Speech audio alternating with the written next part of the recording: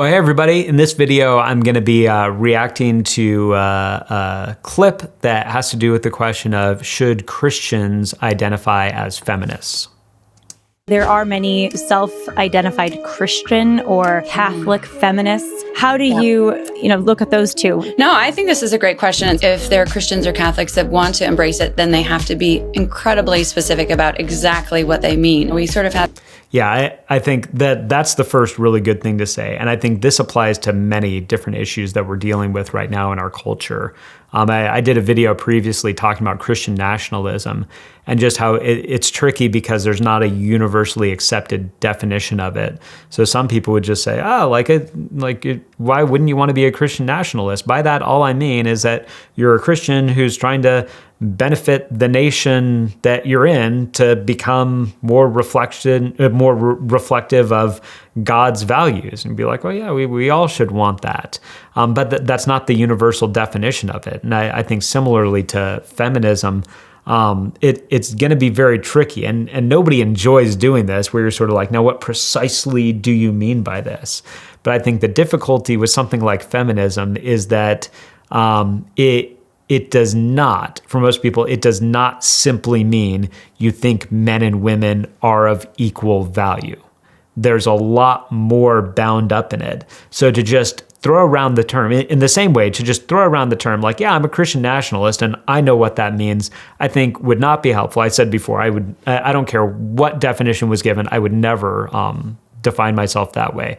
I'm the same with the term feminism. I don't care what definition you give to it, I would never identify myself that way because of all the baggage that's imbued in it.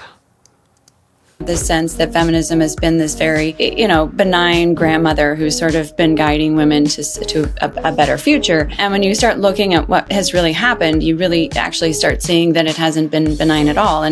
Now, one of the reasons why I think it's important what she's talking about is because I think I see this frequently amongst political conservatives, and I think it also is probably something that is fairly pervasive amongst evangelical Christians, is this idea that it sort of is like, well, the beginnings of feminism were on target, but now it's got weird, and sort of third wave feminism is crazy now. So hey, we were on board at the beginning, but now we're not on board.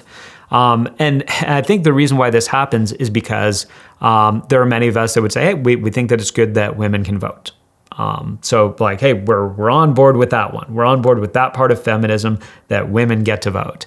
And then to some degree or another, we might go a little bit further and say, hey, with women in the workforce and women having careers, most of us would say, well, yeah, I think that careers should be accessible to women. I don't think that they should be kept out of the workforce for being women.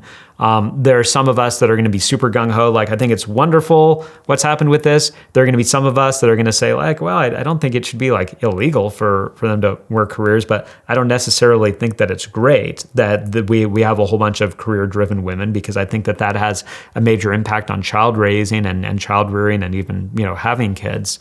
So I think we look at some of those things and we're like, yeah, I was on board at the beginning, but I'm not on board now. The ideology that is flowing out of right now was a huge part of the ideology that has always been a part of feminism, which is very suspicious. And I don't know if it would be right to call it anti-family, but a lot of it is anti-family. It's sort of anti-marriage, anti-family, and the idea that sort of women are trapped in family life. And so we need to get them out of family life, and that there's a hostility towards family life and towards having children, and that sort of is part of the subjugation of women. So I think that we're not doing our homework and we're not thinking well if we're like, oh, I was on board with sort of feminism before, but now I'm not on board with feminism now that it's turned into sort of this, man-hating and connected to abortion and all of these different things. I think instead what we can say is, hey, that there are certain things that I'm on board with. Hey, I'm on board with women having the vote. I want to make sure that women are protected from, domestic violence. I want to make sure that women are taken care of in the courts. I think that their testimony should be allowed in lawsuits, all those sorts of things that we can say those things. I would never though, think that it's a good idea for us to adopt the term feminism, because I think even within feminism, there is just in the term an antagonism.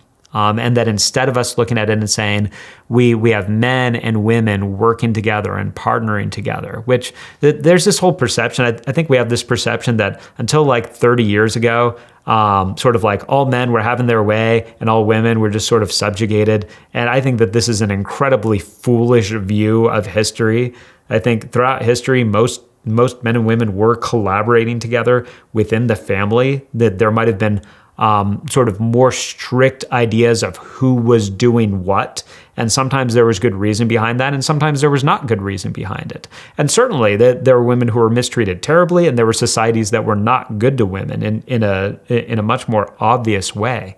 But I think sort of this view that, hey, like until we sort of started this modern feminist women, all women everywhere were having like the short end of the stick, and all men everywhere were just sort of, in clubs, having beers, clapping each other on the back. That is not human history. Human history is full of men and women working together, and men and women need to continue to work together in healthy ways. In fact, it's actually been arguably the most deadly ideology in all of the 20th, 21st century. The numbers of abortions that have been a direct result because of feminist ideology completely dwarf anything that Hitler did or Stalin did, Mao. Again, I think there's not really much room. If you look at this core definition for Christians to be engaged in those things, you could argue there's a feminism that is different than that, but you have to be incredibly specific and very clear about your terms. Yeah, and she certainly is right there. Again, at the main point that she talked about in the video was just the idea of if you're going to call yourself a Christian feminist, you better be really specific about it. My suggestion would be not to call yourself a Christian feminist, because it would, to me, not seem fruitful to then each time that you talk about it have to try to very meticulously lay all of that out. But for some people listening to this, you might feel like, all right, but in my setting, to say I'm not a feminist would also have all sorts of implications. So I understand that could be tricky for some people. And it may just be that for the people who are actually in your life, who you get to have those extended conversations with them, that's going to be where you're going to have the fruitful opportunity to ferret these things out. But I think with maybe people who know you less, if somebody's asking you about it, are you a feminist, you might have the time to explain things a little bit. But if this is something that you're sort of leading with, if this is something that you're like, yeah, I'm going to make sure to put this on like my social media things, I am a feminist, and sort of lead with it. And I'm going to wear a t-shirt, I am a feminist, which there are men who do this too. That it's mostly women, but men that do this too. I just think, especially as believers in Jesus, when we think of what is at the core of our message, what is it that we want to be identified with? We want to be identified as human beings created in the image of God. We want to be then identified as children of God through the shed blood of Jesus Christ and members of his church and on mission for Jesus. If we want to look at certain things certain areas where women are suffering, whether in the States or overseas or in different places, and advocate for those, that is fully within what it means to live out the Christian faith. But I think that the term feminism probably never should have been something adopted by Christians. And certainly now, I don't think that it can be helpfully adopted by Christians. And even when they talked about the abortion stuff right there at the end, the idea that this is so closely tied in, that when the Women's March first happened a few years ago, and the reason I say the Women's March in air quotes is because pro-life women were told, you are not welcome at this. You are not part of what's going on. So that is not a women's march. That is a pro-choice march that involves a lot of women.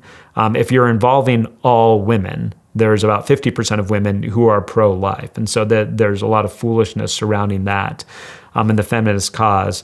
I think that we get to look at this and say Christian men and Christian women should be collaborating, working together, and we should be very careful of labels that are going to confuse others, or you can even confuse us about what comes first and what is driving our decisions, what is driving our values, what's driving what we're trying to accomplish in the world.